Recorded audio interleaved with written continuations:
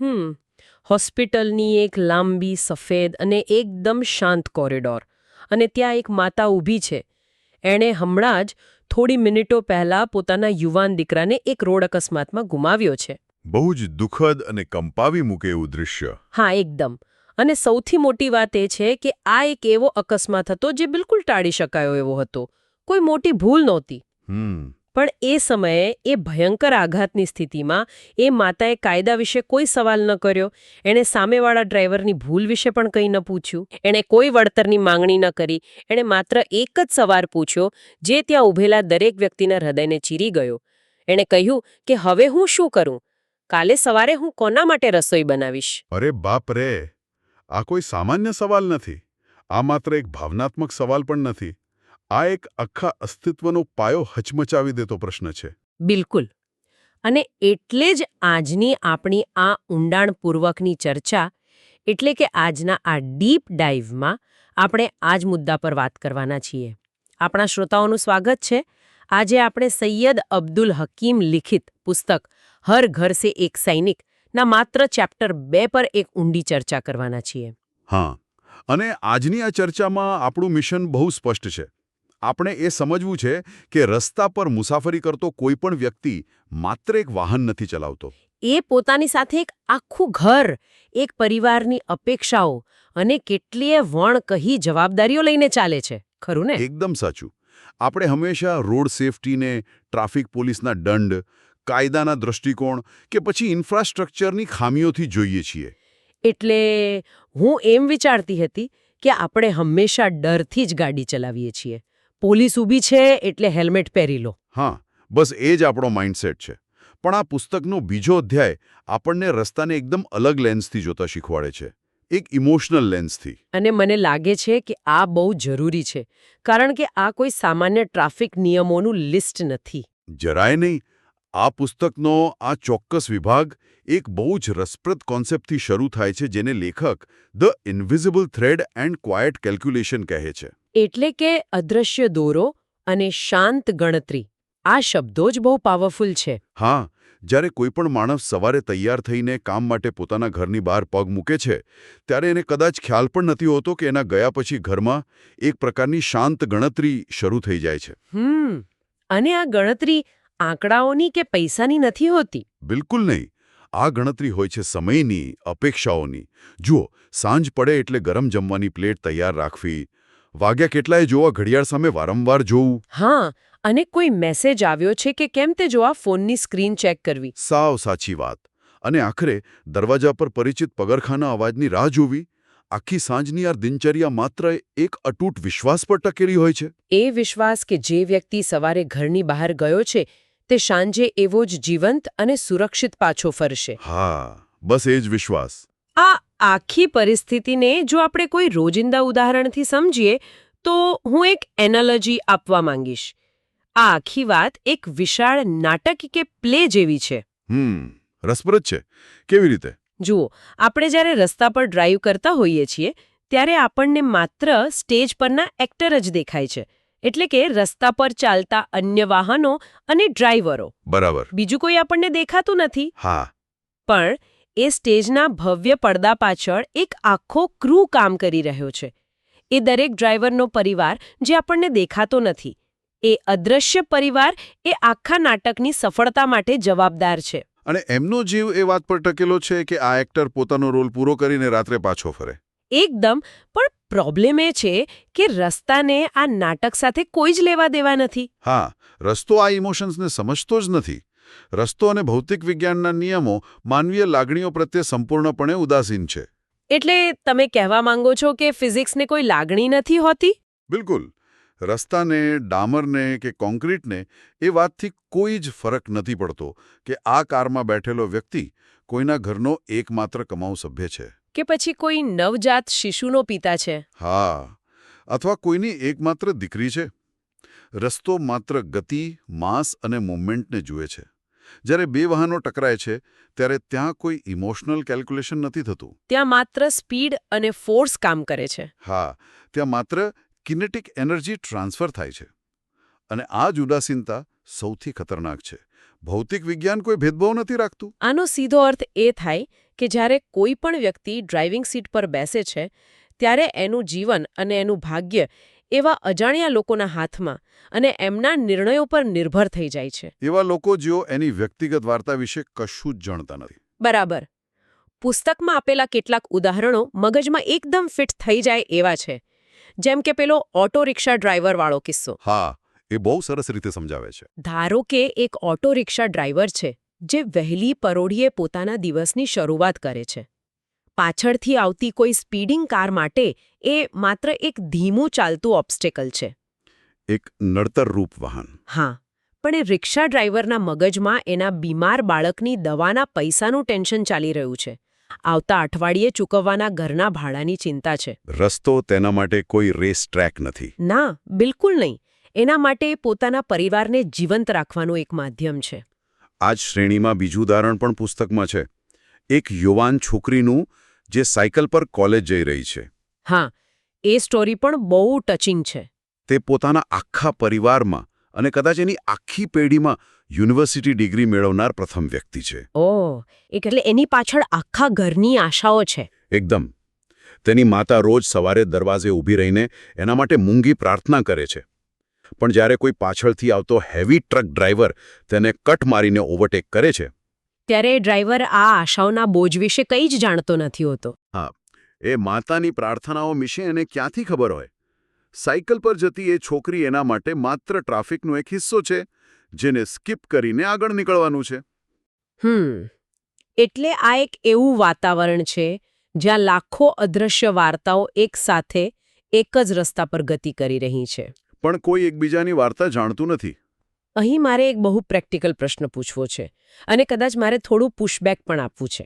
ચોક્કસ પૂછો. આપણે આ બધી ઇમોશનલ વાતો કરી રહ્યા છીએ, પણ પ્રેક્ટિકલી વિચારીએ તો જ્યારે કોઈ માણસ પોતાની ઓફિસ જવા માટે લેટ થતો હોય, એની 9 વાગ્યાની કોઈ મહત્વની મીટિંગ હોય, ત્યારે એનું મગજ એવું વિચારવા માટે સક્ષમ જ નથી હોતું કે સામે જતી રિક્ષાવાળાના ઘરે કોઈ બીમાર હશે. આપણું મગજ આપણને એ સમયે કોઈ અજાણ્યા વ્યક્તિ માટે ઇમોશનલ થવાની પરમિશન જ નથી આપતું. બરાબર છે. મીટિંગમાં પહોંચવાની ઉતાવળ એટલી હાવી થઈ જાય છે કે રસ્તા પર ચાલતા અન્ય લોકોના જીવની કિંમત જાણે શૂન્ય થઈ જાય છે. આવું કેમ થાય છે? શું આપણે સ્વભાવે જ આટલા ક્રૂર છીએ? ના ના, આ કોઈ ક્રૂરતા નથી. તો પછી શું છે? આ શુદ્ધ સાયકોલોજી છે. અને આને સમજ્યા વિના આપણે આ સમસ્યાનો ઉકેલ ક્યારેય નહીં લાવી શકીએ. એટલે મનોવિજ્ઞાનનો આમાં શું રોલ છે? જુઓ, જ્યારે કોઈ માણસ વાહન ચલાવે છે, ખાસ કરીને કાર, ત્યારે એક આઇસોલેશન બબલમાં પ્રવેશે છે. કારની ડિઝાઇન જ એવી હોય છે. હા, કાચ બંધ છે, એસી ચાલુ છે, મ્યુઝિક વાગી રહ્યું છે. આ ભૌતિક વ્યવસ્થા ડ્રાઈવરને બહારની દુનિયાથી માનસિક રીતે કાપી નાખે છે. મનોવિજ્ઞાનમાં આને ડી-ઇન્ડિવિજ્યુએશન કહેવાય છે. ડી-ઇન્ડિવિજ્યુએશન? હા, એટલે કે વ્યક્તિ પોતાની સામાજિક ઓળખ ગુમાવી દે છે. હા, સાદી ભાષામાં કહું તો જે માણસ સુપરમાર્કેટની લાઇનમાં કોઈને ભૂલથી ધક્કો વાગી જાય તો 10 વાર સોરી કહે છે. હા, એ જ માણસ કારમાં બેઠ્યા પછી જો કોઈ એની આગળ આવી જાય તો ભયંકર ગુસ્સે થઈ જાય છે.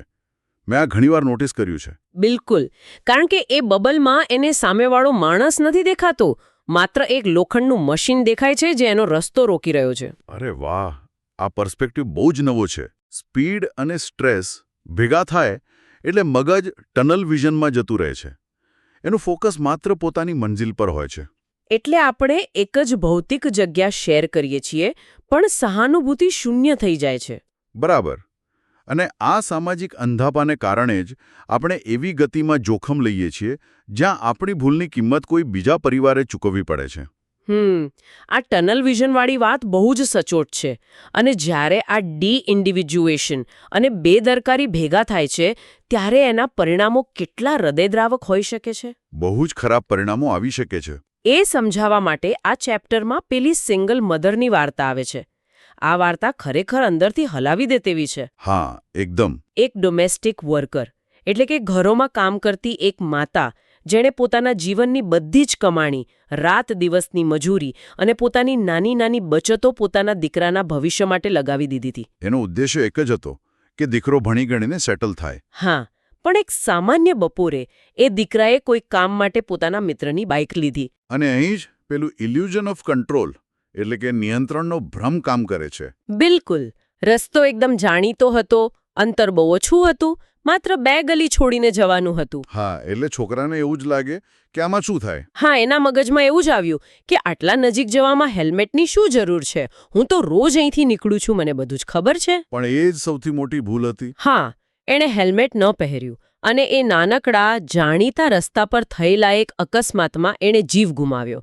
એ દીકરો ક્યારે પાછો ન ફર્યો. આ માત્ર એક અકસ્માત ન હતો, આ એક આખા વંશ વેલાનો અંત હતો. હા, અને પછી એ માતાનો પેલો સવાલ, હવે હું કોના માટે રસોઈ બનાવું? જ્યારે માતાએ આ પૂછ્યું ત્યારે એ પ્રશ્ન એ દર્શાવે છે કે જ્યારે રસ્તા પર કોઈ અકસ્માત થાય છે ત્યારે માત્ર એક શરીર નથી તૂટતું, પણ એક આખું ઘર, એના વર્ષોના સપનાઓ અને એનું અસ્તિત્વ છિન્નભિન્ન થઈ જાય છે. સાચી વાત છે.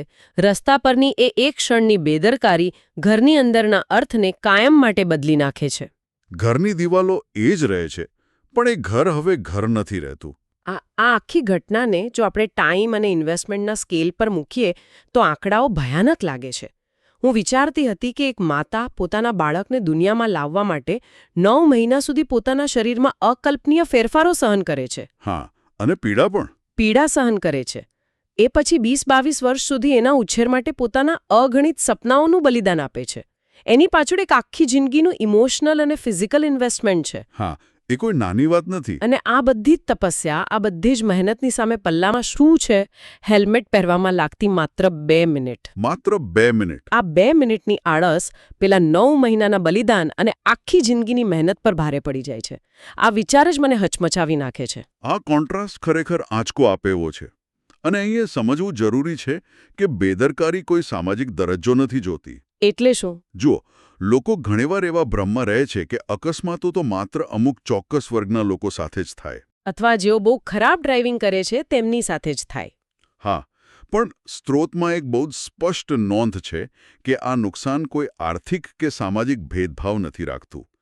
લેખકે ઉલ્લેખ કર્યો છે કે એક બહુ જ પ્રખ્યાત આંતરરાષ્ટ્રીય ક્રિકેટરે પણ પોતાનો યુવાન દીકરો ગુમાવ્યો હતો. ઓહ, એટલે કે કોઈ વીઆઈપી કલ્ચર અહીં કામ નથી લાગતો. જરાય નહીં. તમારી પ્રસિદ્ધિ, તમારા બેંક એકાઉન્ટનું બેલેન્સ કે તમારી રાજકીય સત્તા રસ્તા પર કોઈ જ સુરક્ષા કવચ પૂરું પાડતા નથી. કોઈ પણ નહીં. ના. જ્યારે મેટલ અને મેટલ ટકરાય છે ત્યારે ભૌતિકશાસ્ત્ર એ નથી પૂછતું કે ડ્રાઈવર કોણ છે. એ તો એનું જ કામ કરશે. હા, જ્યારે સ્પીડ અને બેદરકારી ભેગા થાય છે ત્યારે પરિણામ એક ઝૂંપડપટ્ટીમાં રહેતી માતા માટે અને એક મહેલમાં રહેતા પિતા માટે સરખું જ ક્રૂર હોય છે. આ બધું સમજ્યા પછી હવે મારા મગજમાં એક સવાલ ઊભો થાય છે કે આ સમસ્યાનું મૂળ ક્યાં છે?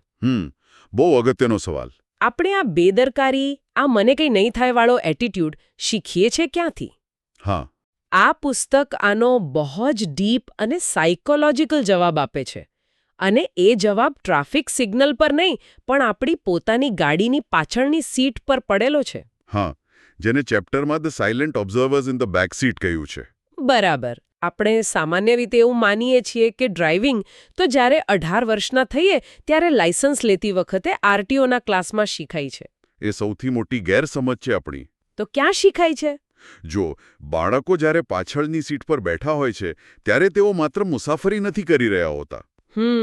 તેઓ સતત એક ચૂપચાપ નિરીક્ષક તરીકે બધું જ ડાઉનલોડ કરી રહ્યા હોય છે, એકદમ સ્પોન્જની જેમ. અચ્છા. જ્યારે ગાડી ચલાવનાર પિતા કે માતા સીટ બેલ્ટ નથી બાંધતા કે ઉતાવળમાં રેડ સિગ્નલ તોડે છે, અથવા ડ્રાઈવ કરતી વખતે એક હાથમાં ફોન પકડીને મેસેજ ટાઈપ કરે છે. બિલકુલ, ત્યારે પાછળ બેઠેલું બાળક આ બધું જ રેકોર્ડ કરતું હોય છે. આ વાત સમજાવવા માટે હું એક એનાલોજી આપું. વિમાનમાં જેમ બ્લેક બોક્સ અથવા ફ્લાઇટ ડેટા રેકોર્ડર હોય છે. હા, જે બધું જ રેકોર્ડ કરે. હા, છે દરેક સેકન્ડની સ્પીડ, દરેક અવાજ, પાયલટનો દરેક નિર્ણય રેકોર્ડ કરે છે. બસ ગાડીની પાછળની સીટ પર બેઠેલું બાળક પણ એ બ્લેક બોક્સ જ છે. બહુ જ સરસ ઉદાહરણ આપ્યું તમે. આપણે બાળકોને સલાહ આપીએ છીએ કે બેટા, રસ્તો ક્રોસ કરતી વખતે ધ્યાન રાખવું, પણ જો આપણે પોતે જ ફોન પર વાટ કરતા કરતા ડ્રાઈવ કરતા હોઈએ તો એ બ્લેક બોક્સમાં આપણા શબ્દો નહીં પણ આપણી ક્રિયાઓ રેકોર્ડ થાય છે. એક્ઝેક્ટલી. આ બહુ જ સચોટ સરખામણી છે, કારણ કે બાળક માટે આ નિયમ ભંગ નથી. બાળક માટે આ ડિફોલ્ટ પ્રોગ્રામિંગ છે. એટલે એમના માટે આ જ નોર્મલ છે. હા, એને લાગે છે કે કાયદાઓ માત્ર શાળાઓમાં ભણવા માટે કે પુસ્તકોમાં હોય છે, પણ અસલ દુનિયામાં મોટા લોકો આ રીતે જ ડ્રાઈવ કરે છે. એટલે કે જ્યારે અનુકૂળતા ન હોય ત્યારે નિયમ તોડી શકાય છે. બરાબર. એવો મેસેજ એમના મગજમાં કાયમી ધોરણે પ્રિન્ટ થઈ જાય છે. અને જ્યારે આ જ બાળક 15 કે 18 વર્ષનું થઈને પોતે સ્ટીરિંગ વ્હીલ પકડે છે ત્યારે શું થાય છે? ત્યારે એનું અર્ધજાગૃત મન એ જ નિર્ણયો લે છે જે એણે વર્ષો સુધી પાછળની સીટ પરથી જોયા હતા. ઓહો! એટલે કે અકસ્માતની શરૂઆત રસ્તા પર નથી થતી. અકસ્માતનું બીજ વર્ષો પહેલા પાછળની સીટ પર રોપાઈ ગયું હતું. હા, આ એક ભયાનક જનરેશનલ સાયકલ છે. પેઢી દર પેઢી ચાલતી બેદરકારીની સાયકલ. તો આ ચેનને તોડવા માટેનો રસ્તો શું છે? સૌથી પાવરફુલ રસ્તો સરકારી કાયદાઓ કે દંડ નથી. ચેપ્ટરના અંતે લેખક બહુ જ સુંદર વાત કરે છે કે આ બદલાવ ઘરમાંથી જ આવવો જોઈએ. ઘરમાંથી? કેવી રીતે? જ્યારે એક બાળક પોતાના પિતાને કહે છે કે પાપા, હેલ્મેટ પહેરો અને ડ્રાઈવ કરો, ત્યારે પ્લીઝ સીટ બેલ્ટ બાંધો, અમે તમારી ઘરે રાહ જોઈશું. ત્યારે આ કોઈ ટ્રાફિક પોલીસનું ચેતવણીપત્ર નથી હોતું. આ એક ઇમોશનલ એન્કર છે. આ અવાજ એ અદૃશ્ય દોરાને મજબૂત કરે છે જે ડ્રાઈવરને પોતાના પરિવાર સાથે જોડી રાખે છે. વાહ! મતલબ કે રોડ સેફટીની ખરી શરૂઆત કોઈ હાઈવે પરના સાઇનબોર્ડથી નહીં, પણ ઘરના ડાઇનિંગ ટેબલથી અને ગાડીની પાછળની સીટથી થાય છે. એકદમ સાચું. જ્યાં સુધી કાયદાના ડરની જગ્યાએ પરિવારના પ્રેમની જવાબદારી નહીં આવે, ત્યાં સુધી માત્ર મેમો ફાડવાથી કે કેમેરા લગાવવાથી કોઈ જ મોટો બદલાવ આવવાનો નથી. કારણ કે કેમેરા માત્ર ચોકડી પર હોય છે, જ્યારે જવાબદારી દરેક કિલોમીટર પર હોવી જોઈએ. બહુ સરસ વાત કહી તમે. જો આપણે આખી ચર્ચાના કેન્દ્ર બિંદુને પકડીએ તો હર ઘર સે એક સૈનિકનો આ બીજો અધ્યાય આપણને એ હકીકત સ્વીકારવા મજબૂર કરે છે કે આપણું વાહન ભલે રસ્તા પર દોડતું હોય, પણ આપણો જીવ ઘરમાં વસેલો છે. હા, રસ્તો માત્ર તમારી સ્પીડને, તમારા ટાયરના નિશાનને યાદ રાખે છે, જે વરસાદ આવતા જ ભૂંસાઈ જશે. પણ તમારું ઘર અને તમારો પરિવાર તમારું પાછું આવવું યાદ રાખે છે. બિલકુલ. રસ્તા પર કરેલી એક નાની ભૂલ, એ ડી-ઇન્ડિવિજ્યુએશનની એક ક્ષણ, એ અદૃશ્ય દોરાને કાયમ માટે તોડી શકે છે. એટલે આપણે કહી શકીએ કે દરેક મુસાફરી એ માત્ર ભૌતિક અંતર કાપવાની કોઈ યાંત્રિક ક્રિયા નથી. ના, એ ઘરે સુરક્ષિત પાછા ફરવાનું એક વચન પૂરું કરવાની પ્રક્રિયા છે. અને આ વચન તોડવાનો અધિકાર કોઈ ઉતાવળને ન હોઈ શકે. સાવ સાચી વાત. હવે આ ડીપ ડાઇવના અંતે એક એવો વિચાર છે જે કદાચ થોડી અસ્વસ્થતા પેદા કરશે, પણ એ વિચારવું ખૂબ જ જરૂરી છે. કયો વિચાર? આપણે હમણાં જ વાત કરી કે બાળકો પાછળની સીટ પર બેસીને બ્લેક બોક્સની જેમ આપણી દરેક હિલચાલ નોંધે છે. હા, બરાબર. પણ જરા એક કલ્પના કરો. એક એવા ટેકનોલોજીકલ વિશ્વની કલ્પના કરો જ્યાં દરેક ડ્રાઈવરના ઘરના ડ્રોઈંગ રૂમમાં એક મોટું લાઈવ ડેશબોર્ડ લાગેલું છે. અચ્છા. અને આ ડેશબોર્ડ પર ડ્રાઈવરનું લોકેશન નથી દેખાતું, પણ એના નિર્ણયો દેખાય છે. નિર્ણયો? હા. જો કોઈ ડ્રાઈવરના ઘરે રાહ જોઈ રહેલી માતાને, પત્નીને કે બાળકોને એક્ઝેક્ટ એ જ સેકન્ડની જાણ થઈ જાય જ્યારે એ ડ્રાઈવરે રસ્તા પર 3 ગાડીઓ વચ્ચેથી બેદરકારીથી અંધ ઓવરટેક કરવાનું નક્કી કર્યું હતું. ઓહ, આ તો બહુ ડરાવનું છે. અથવા 80ની સ્પીડમાં કાર ચલાવતી વખતે સ્ટીયરિંગ પરથી હાથ હટાવીને વોટ્સએપ પર આવેલો કોઈ રમૂજી મેસેજ વાંચવાનું નક્કી કર્યું હતું. હા, આવું લોકો રોજ કરે છે. જો પરિવાર પાસે આ લાઈવ ડેશબોર્ડ હોય જે રસ્તા પર લેવાયેલું દરેક જોખમ, દરેક બેદરકારી બતાવતું હોય, તો શું કાલે સવારે એ પરિવાર એ જ નિશ્ચિંતતાથી અને એ જ શાંત વિશ્વાસ સાથે એ ડ્રાઈવરને ઘરની બહાર જવા દેશે ખરા? કોઈ દિવસ નહીં. શું દરરોજ સાંજે થતી એમની એ શાંત ગણતરી કાયમ માટે એક ભયંકર ડરમાં નહીં ફેરવાઈ જાય? ચોક્કસથી ફેરવાઈ જાય. આ વિચાર ખરેખર હલાવી દે તેવો છે. હા, જ્યારે પણ કારનું એન્જિન ચાલુ થાય કે બાઇકની કિક વાગે, ત્યારે એ લાઈવ ડેશબોર્ડ અને અદૃશ્ય દોરાની કલ્પના મગજમાં હોવી જોઈએ જે તમને ઘર સાથે બાંધે છે. એકદમ. ખાતરી કરવાની જવાબદારી માત્ર એટલી છે કે રસ્તા પરની કોઈપણ નજીવી ઉતાવળ એ દોરાને કાયમ માટે તોડી ન નાખે. બરાબર છે. આ ઊંડા વિચાર સાથે જ આજના સેશનને આપણે અહીં વિરામ આપીએ છીએ. ફરી મળીશું એક નવા વિષય અને નવી ઊંડી ચર્ચા સાથે. રસ્તા પર સાવચેત રહેજો અને સુરક્ષિત ઘરે પહોંચજો. આપણા બધા શ્રોતાઓનો આભાર. આવજો. આવજો.